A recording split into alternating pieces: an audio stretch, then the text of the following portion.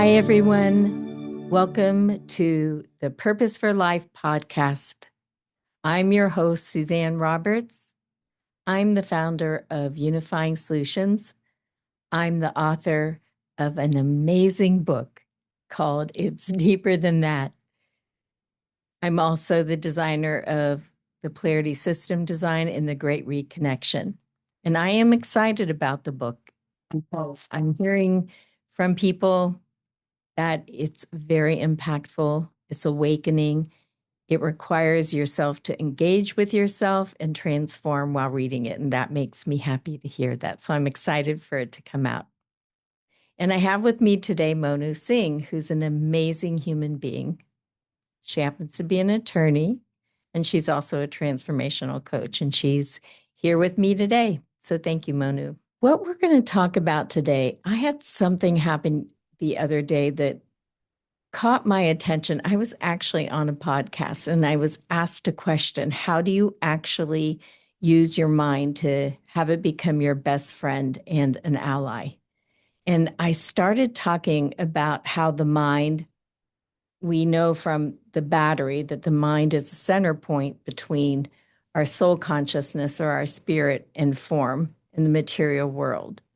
And when the mind is more calm, more observing, more curious, the soul can send through us, or we could say our higher self informs us.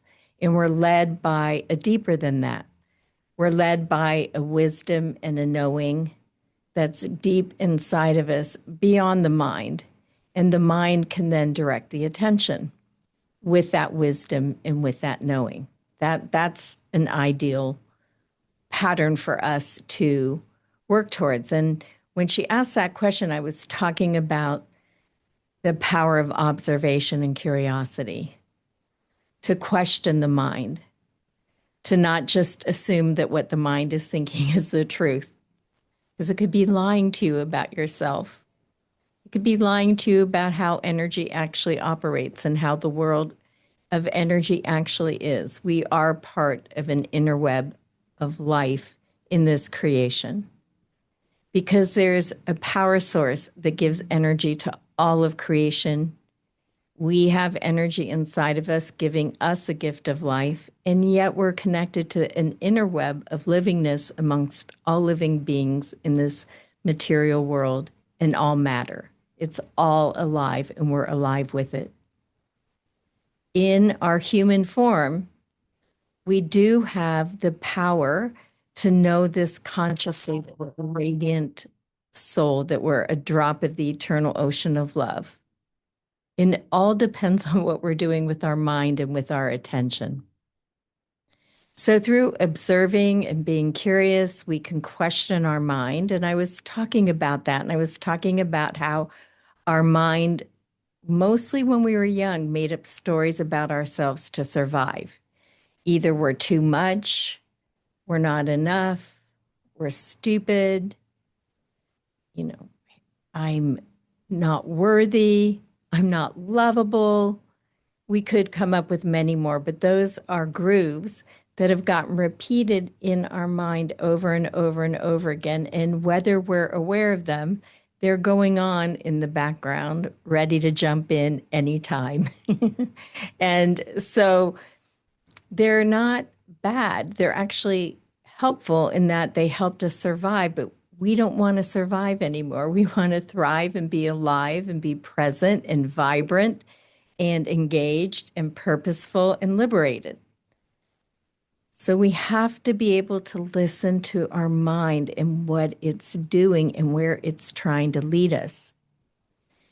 And one of the things I said to her, which really grabbed my own attention, I said, we don't want to keep routing our present time experiences through that loop of I'm unworthy, or I'm not smart enough, or I'm too much, or I'm not enough, or I'm never going to be lovable, whatever those repetitions are, which really, honestly, that's all they are. All they are practiced repetitions. And the mind does know how to repeat. So we can transition our repetitions from that to what is actually accurate and true. What is accurate and true? What's accurate and true is that we are a soul, a drop of the eternal ocean of love. And that soul is our currency. It is the current that's inside of us that lets our heart beat. So what if we routed our experiences through, I am a soul, I am part of the eternal ocean of love, I am already whole and holy. How would we experience our life? So I brought that to the teaching team last night on a call, and I said, what if we actually did that? Like, instead of routing it through, I'm stupid, I'm not enough, I'm not worthy, which then we perceive and amplify our own unworthiness because we're repeating it and affirming it. Instead, what if we take a moment and pause and go, I am already whole and holy. What is there for me to learn here in this moment? I'm not meant to be perfect. I'm meant to grow and learn. I'm meant to make mistakes. Mistakes are only a problem if we don't learn from them and we keep repeating them over and over again. We're not meant to be perfect. In the Polarity System Design in the fire element, one of the attributes of the fire element is imperfection.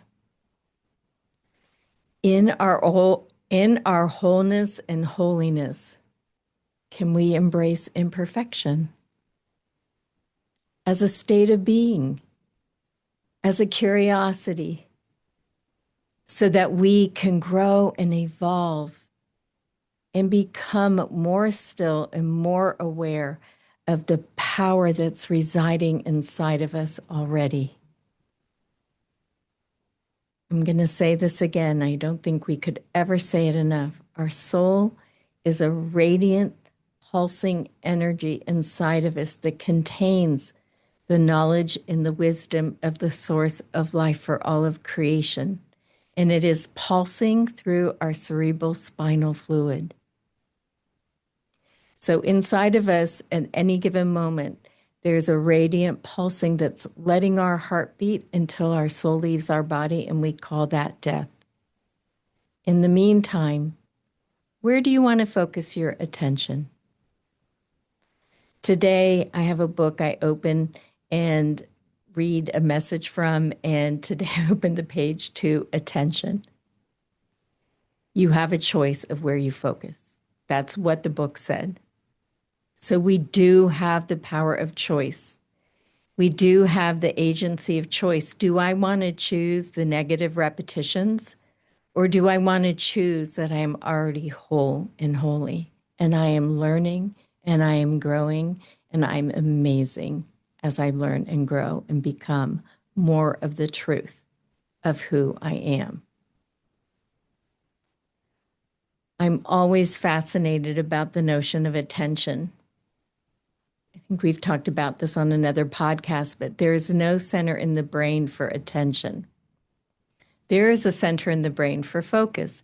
Attention is actually a quality of our own soul or our own spirit or whatever you want to call it.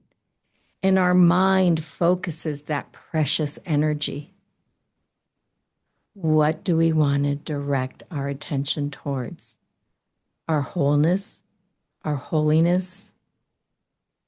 Or do we want to repeat the things that hurt us?